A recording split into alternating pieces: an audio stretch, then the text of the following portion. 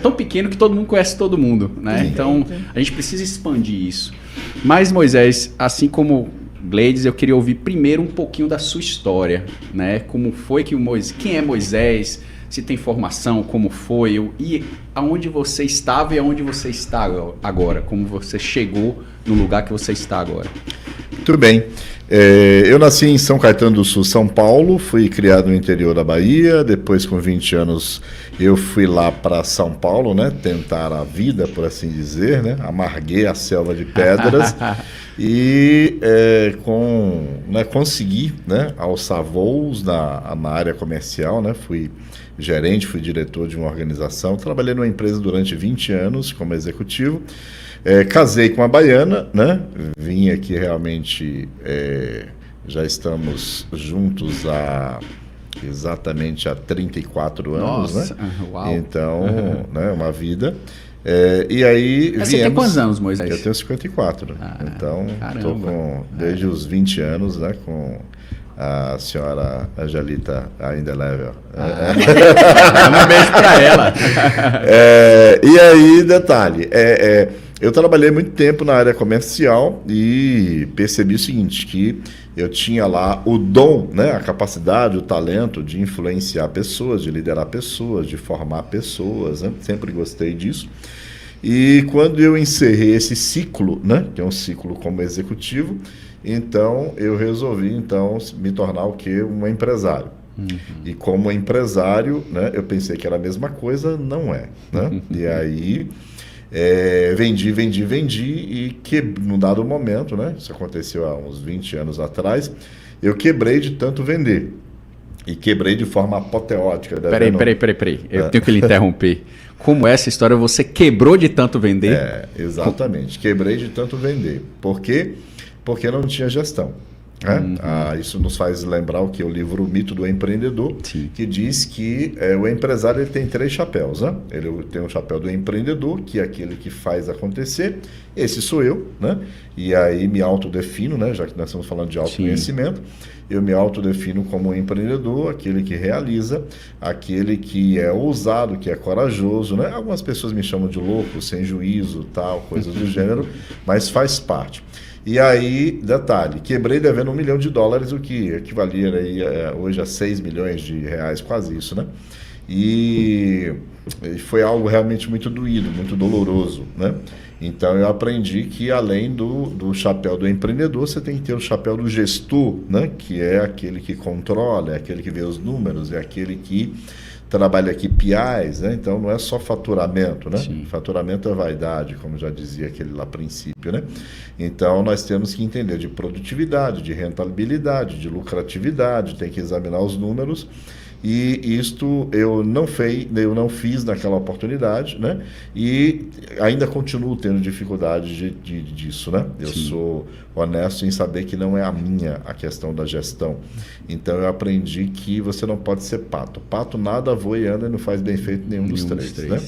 E o outro chapéu é o chapéu do técnico, né? Esse também eu gosto de fazer, faço bem, certo? Que é aquele que entrega, né? Aquele que faz a experiência. Esse eu gosto também de fazer, né? Quando o assunto é desenvolvimento humano, quando o assunto é formação, quando o assunto é palestra, quando o assunto é transformação. Tenho entregue muito bem. Só que, infelizmente, né, o fato de ter acontecido isso foi algo muito doloroso. Então, eu entendi que eu tinha que fechar um ciclo, eu tive que resolver aquela situação e nós desenvolvemos, aí, com o passar do tempo, uma empresa que hoje tem, né, quase que 20 mil alunos, né, que foi a Brascoach, né? Em 2013 eu fundei a Brascoach, depois de estar fazendo aí carreira solo, trabalhando para os outros e tal. Então nós fizemos uma empresa com o objetivo de ajudar, né, empreendedores como eu a não acontecer a mesma coisa, a preparar pessoas, né, preparar empresários e empreendedores para ajudá-los nesse contexto, né, de fazer com que eles estejam mais habilitados, capacitados, né?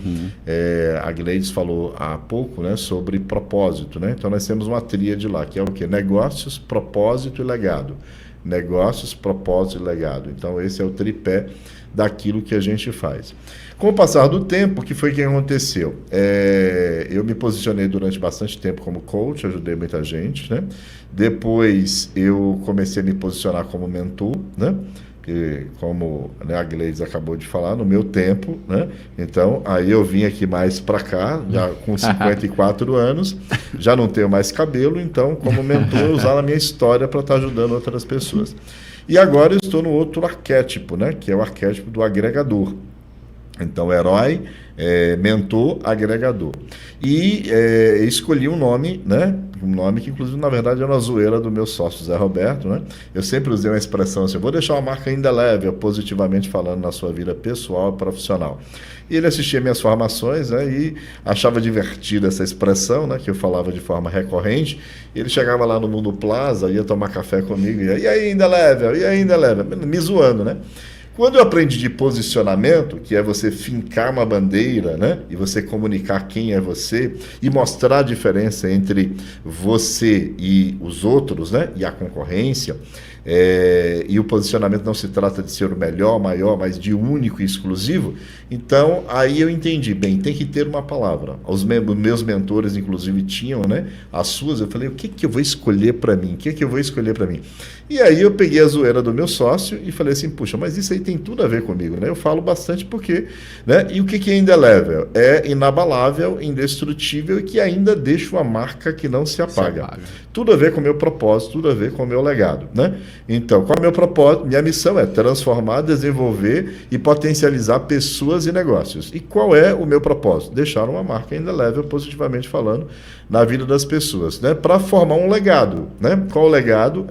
Eu quero que as pessoas lembrem que eu fui a pessoa que ajudou, né, essas pessoas de repente a sair lá de uma situação caótica, com muita crise, né, com caos como era a minha, e teve a sua transformação, como tem acontecido, para alcançar o seu lugar ao sol. Estamos vivendo aí nesse propósito, buscando esse legado. Eu quero saber um pouquinho mais disso, mas antes deixa eu perguntar uma coisa. Essa voz é de locutor nato ou você fez algum curso de oratória, alguma coisa assim? Não, a voz é minha mesmo. Ele já tem voz de locutor, já pensou em apresentar um programa, alguma coisa? Não. Ó, pra você ter uma ideia, na minha adolescência, lá no interior da Bahia, eu já fui, né, locutor assim de rádio e tal, mas sim, assim, sim. Tipo, alguns meses, tal, não era, eu sempre fui naquela da palestra, né, de fazer e tal, mas não foi o caso, não. Também não fiz, né, curso para aperfeiçoar. O que eu entendi é que você pode não acreditar, ou pode de repente acreditar que às vezes eu caio, né? Que na minha adolescência eu era gago, né? Mentira. Meu irmão pior do que eu ainda, certo? Uhum. E além da gagueira, né, de ter, né, porque sou acelerado, ainda tinha um problema de trocar, e inclusive eu tenho muito cuidado hoje, como quando eu vou pronunciar, eu falo mais devagar. Meu apelido era Cebolinha, que eu trocava o R pelo L, né? Uhum. Então, tipo, falar trabalho, né? Você vê assim, eu tenho que falar devagar, trabalho, certo? Para sair, para eu não colocar um L. Então, eu entendo que isso significa o quê? É você, aquilo que a Gleides falou, é você entender, compreender o que está acontecendo com você e você treinar, né, para você poder então fazer a melhoria. Uhum. E então é algo que eu acho que é empírico, não necessariamente eu fiz curso para, né, potencializar a voz, coisas do gênero, eu acho que é natural. Moisés, a gente vê muito, você está muito bem posicionado aqui na Bahia, a gente vê você constantemente presente em várias palestras e etc.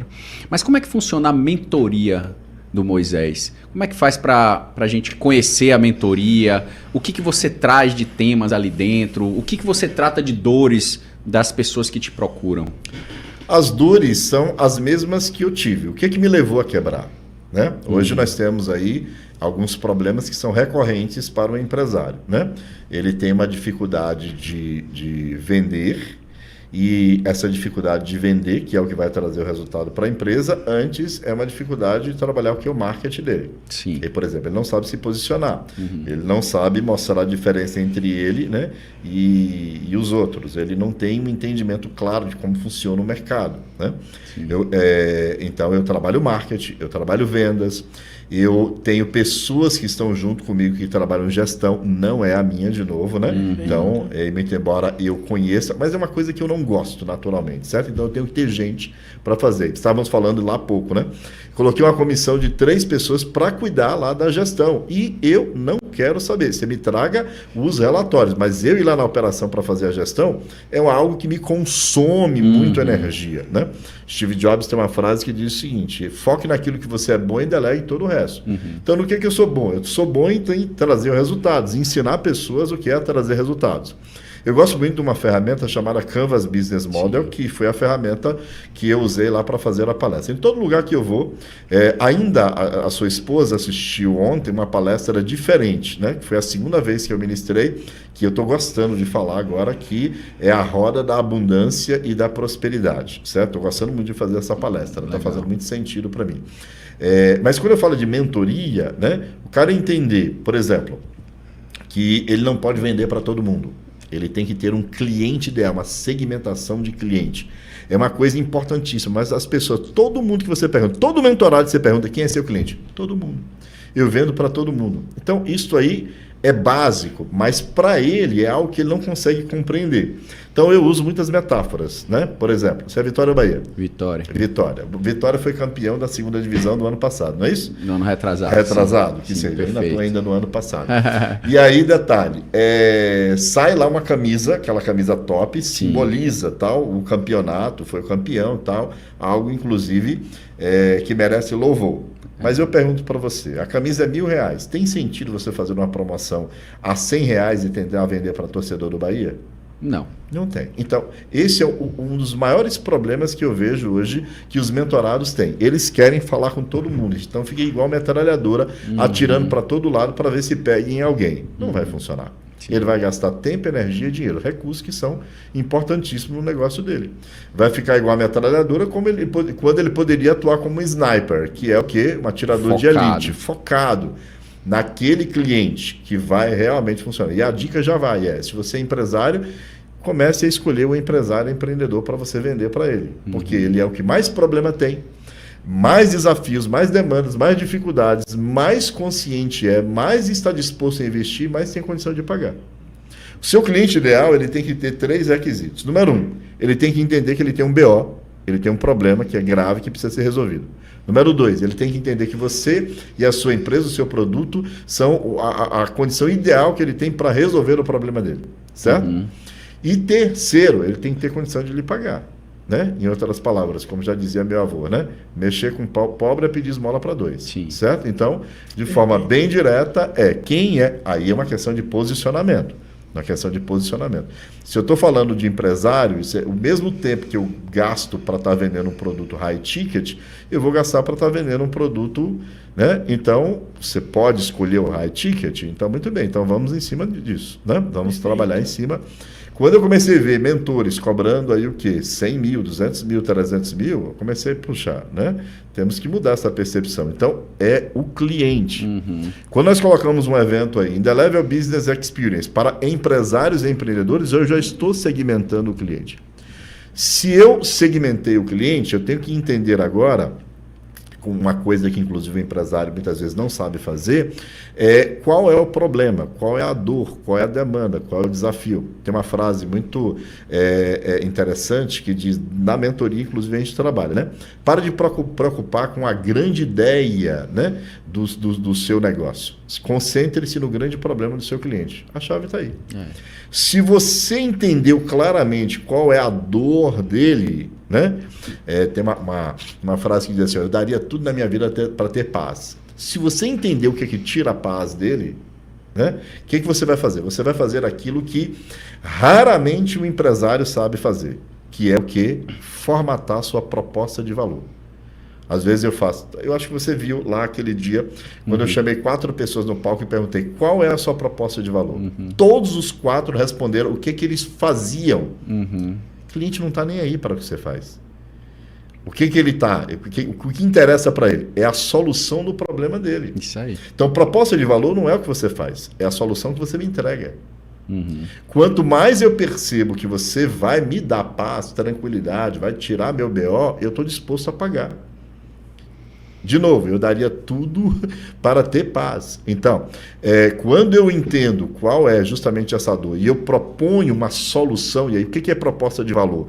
Não, de novo, não é processo. O cliente detesta processo. Uhum. E a maioria dos empresários ficam vendendo processo.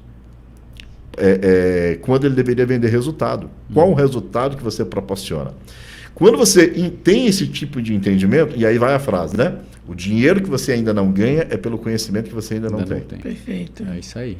Isso é um fato. Isso olha gera que programa estresse. massa, né? Eu Isso hoje gera estou empolgado, estresse. porque quando você recebendo tanto insight aqui, um programa que é feito para isso. Obrigado pelos insights, Moisés. E eu penso igual a você. O ICP, o seu cliente ideal, engraçado que em restaurante é difícil, né? Porque qual é o cliente ideal para restaurante? Se você for parar, pensar de forma... Todo mundo que come. É ou não é? Todo mundo que come é o cliente ideal, mas não é.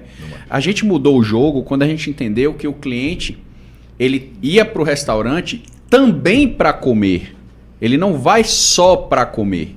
Há uma diferença muito grande nisso. Perfeito. Quando você fala eu vou também para comer, significa dizer que você tem que se preocupar com outras coisas, como a experiência dele ali, a ambiência dele ali, o volume do som, se seus pratos são instagramáveis. Porque hoje o cliente vai lá, ele quer tirar uma foto, botar no Instagram, tirar uma foto de um prato, fazer uma filmagem. Então, hoje os restaurantes que não pensarem nisso terão dificuldades de venda.